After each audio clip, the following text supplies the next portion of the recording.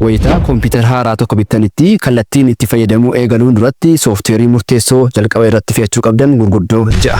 Tokkoffaa web browser. Kunis intarneetii akka fayyadamtaniif kan sin gargaaru akkasumas websaayitii garaagaraa YouTube dabalatee kompiitara keessan irratti si fayyadamsiisa. Kanaafis Google Chrome install godhachuu dandeessu. Sababiin isaas Google Chrome Google accountii fi appii kanneen akka Gmail, YouTube, Meet fi kanneen kana fakkaatan waliin salphaatti sync ta'uun tajaajila dabalataa hedduu si fayyadamsiisuu danda'a. Akka dabalataatti ammoo Firefoxis fayyadamuu dandeessu. Lammaffaa Media Player. Jarreen kun ammoo audio fi video formatii garaagaraan jiran play gochuuf yookaanis taphachiisuuf kan gargaaranidha. Kanaafis kan gargaaru sooftiweerii bareedaa ta'e VLC yoo ta'u, dabalataanis Port Playerii install godhachuun fayyadamuu dandeessu. Sadaffaa Document Reading. Kunneen dokumentii akka Word, PowerPoint, Excel fi kanneen kana fakkaatan ittiin qopheessuuf kan gargaaran yoo ta'an, sooftiweerii baay'ee beekamaa ta'e Microsoft Office install gochuun itti fayyadamuu dandeessu. Afuraffaa PDF Reader. Faayilota yookaanis dokumentoota PDF'dhaan jiran banuuf kan tajaajilan yoo ta'an, sooftiweerii hedduu tokko bareedaa ta'e Fox Readerii fayyadamuu dandeessu. Shanaffaa File Compression. Faayilota